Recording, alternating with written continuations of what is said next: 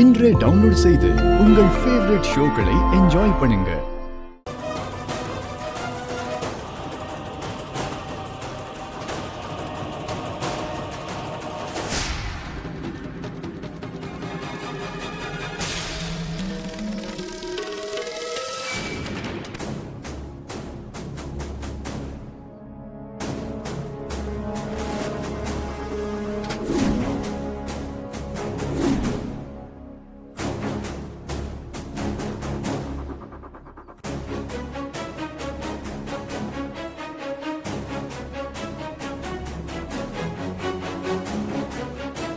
ஐயா, நகைகளை கொடுத்தீங்கன்னா அம்மனுக்கு சாத்தி பூஜை ஆரம்பிச்சிடலாம்.